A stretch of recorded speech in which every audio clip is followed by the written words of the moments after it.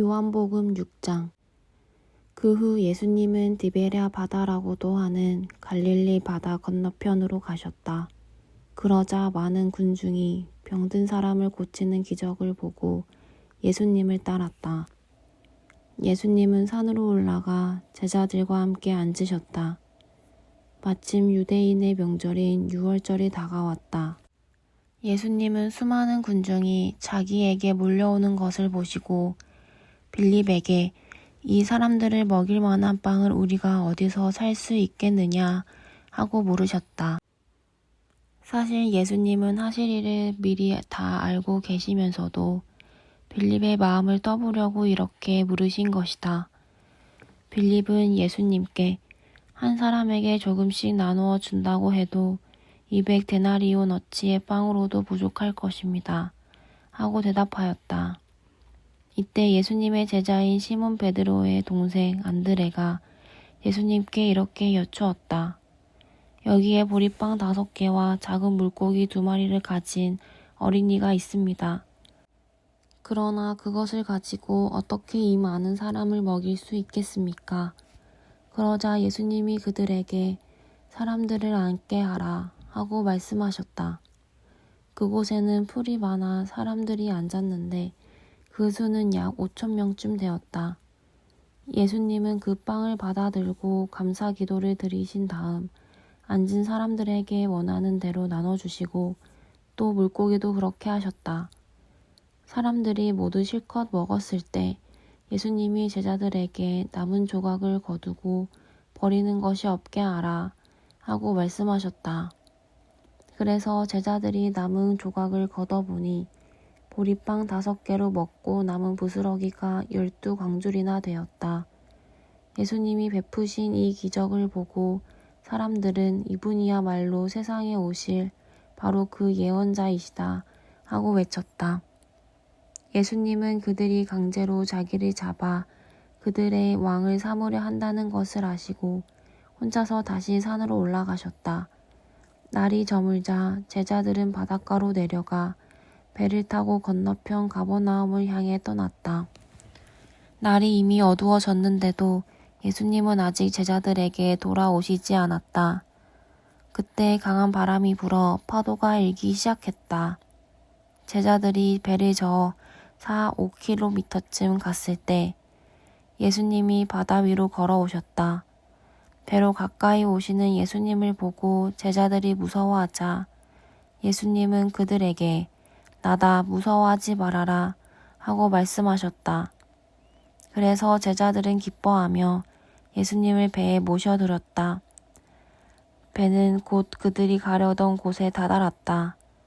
이튿날 바다 건너편에 남아있던 군중들은 한 척밖에 없던 배로 예수님은 타시지 않고 제자들만 타고 떠난 것을 알게 되었다. 그러나 디베랴에서 다른 배가 몇 척 왔는데 상륙 장소는 주님이 감사 기도를 드리신 후에 군중들이 빵을 먹던 곳에서 가까운 곳이었다. 군중들은 거기에 예수님도 제자들도 없는 것을 보고 배를 타고 예수님을 찾아 가버나움으로 떠났다.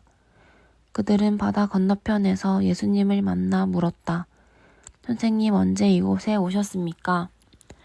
내가 너희에게 분명히 말하지만 너희가 나를 찾아온 것은 기적을 보았기 때문이 아니라 빵을 실컷 먹었기 때문이다. 썩어 없어지는 양식을 위해 일하지 말고 영원한 생명을 누릴 때까지 있는 양식을 위해 일하라. 이것이 내가 너희에게 줄 양식이다. 하나님 아버지께서는 나를 인정한다는 도장을 나에게 찍어주셨다. 우리가 하나님의 일을 하려면 무엇을 해야 합니까? 하나님이 보내신 자를 믿는 것이 하나님의 일이다. 그렇다면 우리가 보고 당신을 믿을 수 있도록 당신이 보여줄 만한 기적이 무엇입니까? 당신이 무슨 일을 하겠느냐는 말입니다. 모세가 하늘에서 양식을 내려 그들을 먹였다는 성경 말씀대로 우리 조상들은 광야에서 만나를 먹었습니다. 내가 분명히 말하지만 하늘에서 양식을 내려 너희에게 준 것은 모세가 아니다. 오직 너희에게 하늘의 참된 양식을 주시는 분은 내 아버지이시다. 하나님의 양식은 하늘에서 내려온 자가 세상에 생명을 주는 바로 그것이다. 주님, 그런 양식을 항상 우리에게 주십시오. 그때 예수님은 그들에게 이렇게 말씀하셨다. 내가 바로 생명의 빵이다. 내게 오는 사람은 굶주리지 않을 것이며 나를 믿는 사람은 절대로 목마르지 않을 것이다. 그러나 내가 이미 말했듯이 너희는 나를 보고도 믿지 않는다. 아버지께서 내게 주시는 사람은 다 내게로 올 것이며 내게 오는 사람은 내가 절대로 쫓아내지 않을 것이다. 내가 하늘에서 내려온 것은 내 뜻을 이루기 위해서가 아니라 나를 보내신 분의 뜻을 이루기 위해서이다. 나를 보내신 분의 뜻은 그분이 내게 주신 모든 사람을 하나도 잃지 않고 마지막 날에 다시 살리는 그것이다. 사실 내 아버지의 뜻은 아들을 보고 믿는 사람마다 영원한 생명을 얻는 것이다. 그리고 나는 마지막 날에 그들을 다시 살릴 것이다. 예수님이 내가 하늘에서 내려온 빵이다 하고 말씀하셨기 때문에 유대인들이 예수님에 대하여 수군거리며 이 사람은 요셉의 아들 예수가 아니냐. 그의 부모를 우리가 다 아는데 어떻게 하늘에서 내려왔다고 하는가 하였다. 그래서 예수님이 그들에게 이렇게 말씀하셨다. 너희는 서로 수군거리지 말아라. 나를 보내신 아버지께서 이끌어 주시지 않으면 아무도 나에게 올 수 없다.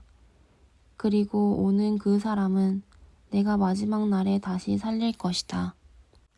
예언서에는 그들이 모두 하나님의 가르치심을 받을 것이다 라고 기록되어 있다. 아버지의 말씀을 듣고 배운 사람은 모두 나에게 온다. 이것은 아버지를 본 사람이 있다는 뜻이 아니다.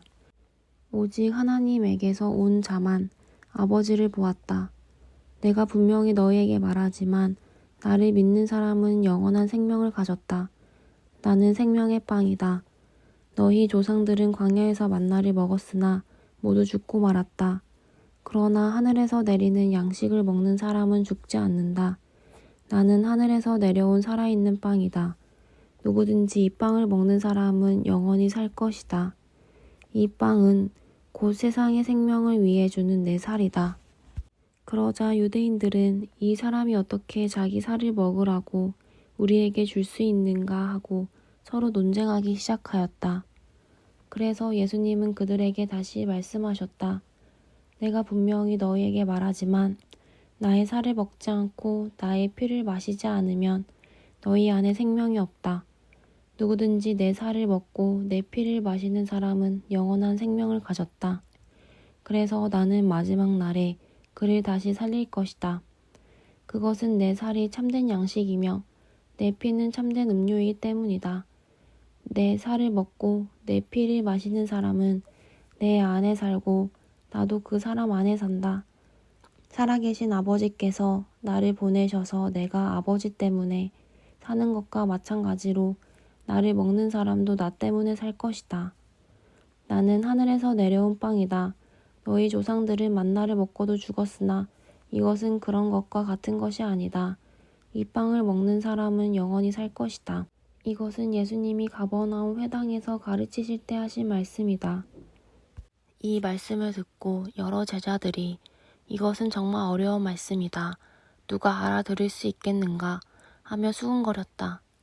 예수님은 제자들이 이 말씀에 대해서 수군거리는 것을 아시고 그들에게 이렇게 말씀하셨다. 내 말이 너희 귀에 거슬리느냐?